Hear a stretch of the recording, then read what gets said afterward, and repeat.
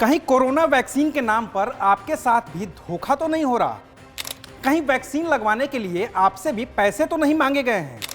कहीं आप भी उनमें से तो नहीं हैं जो कोरोना वैक्सीन के हराम और हलाल के चक्कर में फंसे हैं? ये सवाल इसलिए हैं क्योंकि फिलवक्त कोरोना वैक्सीन के नाम पर बड़ी धोखाधड़ी हो रही है। नमस्कार, मैं हूं अविनाश और आप देख रहे हैं अनकट। अब तक कोरोना ने जितना नुकसान आम लोगों की जिंदगियों और पैसे का किया है, उससे ज्यादा नुकसान करने की फिराक में पड़े हैं साइबर ठग, जो आम लोगों से वैक्सीन के नाम पर पैसे हड़पने की कोशिश कर रहे हैं। भारत में कोरोना की वैक्सीन आने ही वाली है। इसको लेकर केंद्र सरकार और राज्य सरकारें अपने अपने स्तर पर तैयारियां कर रही हैं। ये साफ कर दिया गया है कि पहले टीका उन्हीं लोगों को लगेगा जो फ्रंटलाइन वर्कर्स हैं और मेडिकल स्टाफ हैं। इसके अलावा टीका पहले उन लोगों को भी लगेगा जिनकी उम्र या तो 50 साल से ज़्यादा है या फिर जिन्हें गंभीर बीमारियां हैं। इसके लिए राज्य सरकारें रजिस्ट्रेशन करवाने की प्रक्रिया शुरू करने जा रही हैं।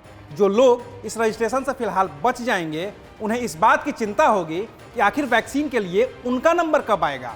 और साइबर ठगों ने इसी डर का फायदा उठाया है। वो लोगों को फ़ोन करके लालच दे रहे हैं, कह रहे हैं कि 500 रुपये दो, वैक्सीन के लिए आपको रजिस्ट्रेशन अभी करवा देंगे। ऐसा एक मामला भोपाल में सामने आ भी गया है। साइबर ठगों ने एक पढ़े लिखे शख्स को फ़ोन करके पैसे की मांग कर दी। कहा कि अभी 500 रुपये दे दो, बाद में और पैसे दे देना, वैक्सीन के लिए तुम्हारा नाम पहली लिस्ट में आ जाएगा। फिर क्या था, वो शख्स पहुंच गया थाने, कर दी शिकायत। साइबर सेल ने केस दर्ज कर लिया। साइबर सेल के एएसपी रजत सकलेचा ने फिर जांच शुरू की तो पता चला कि ऐसे मामले देश भर में आ रहे हैं। साइबर ठग आपके खाते से पैसे निकालने के लिए मोबाइल पर ओटीपी भेज रहे हैं। कह रहे हैं कि ओटीपी बताइए, वैक्सीन के लिए आप रजिस्टर्ड हो जाएंगे। और जब ओटीपी बताई जा रही है तो खाते से पैसे कट जा रहे हैं। तो आप भी सतर्क रहिए, क्योंकि अभी तक सरकार की ओर से कुछ भी ऐसा शुरू नहीं किया गया है। अगर आपके पास भी कोई ऐसा फोन आता है तो फिर सीधे थाने पहुंचिए और केस दर्ज करवाइए। ये तो रही साइबर ठगी की बात। अब जरा बात करते हैं वैक्सीन पर मचे हंगामे की। वैक्सीन आई नहीं है, ये भी साफ नहीं है कि उस वैक्सीन को बनाने में क्या क्या इस्तेमाल हुआ है, और ये जाने बिना ही हंगामा शुरू हो गया है कि वो वैक्सीन हराम है। ऐसा इसलिए कहा जा रहा है क्योंकि इंडोनेशिया और मलेशिया होते हुए ये अफवाह हमारे यहाँ भी आ गई कि वैक्सीन में पोर्क जिलेटिन का इस्तेमाल किया गया है, जो इस्लाम के लिहाज से हराम है। तो भाई, अभी तक तो किसी कंपनी ने कहा ही नहीं है कि उसने पोर्क जिलेटिन का इस्तेमाल किया है, तो ये अफवाह आई ही क्यों?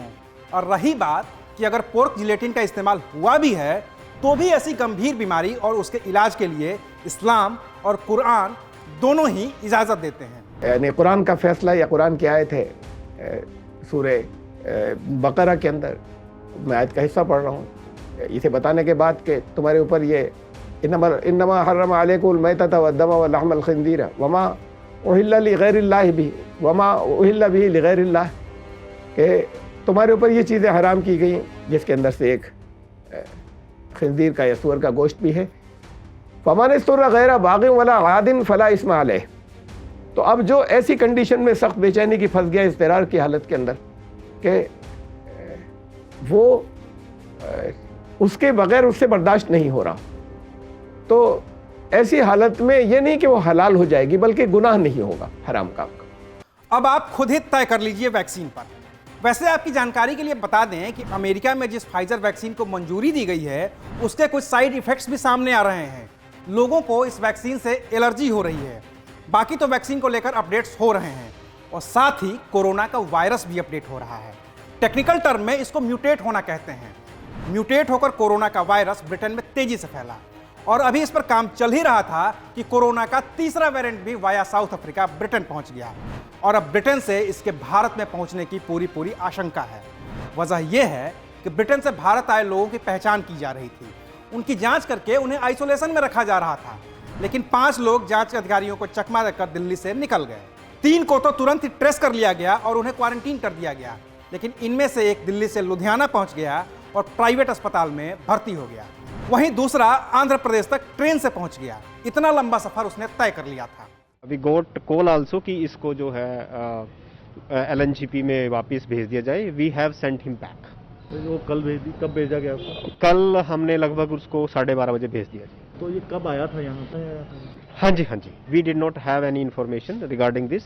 सीधा आके ये सीधा आके फोर्टिस में एडमिट हो गया जी। We are also taking action against the hospital also कि भाई आपको एक बार डिस्ट्रिक्ट एडमिनिस्ट्रेशन को इसके बारे में जरूर बताना चाहिए। अब सबको दिल्ली में निगरानी में रखा गया है और उनकी जांच की जा रही है। हालांकि अच्छी बात यह है कि अभी तक कोरोना के नए वाले वायरस की भारत में पुष्टि नहीं हुई है, लेकिन जांच चल ही रही है। और यह जांच जब चल रही है उसी वक्त नाइजीरिया में कोरोना का एक और नया और खतरनाक स्ट्रेन सामने आने की बात आ रही है। तो इस मामले में लगातार अपडेट्स हो रहे हैं, कोरोना को लेकर भी, उसके म्यूटेट हो रहे वायरस को लेकर भी और वैक्सीन को लेकर भी। और इन तमाम अपडेट्स पर हमने अपनी नज़र बना रखी है। जो भी अपडेट्स होंगे हम आपको बताते रहेंगे। देखते रहिए अनकट। शुक्रिया।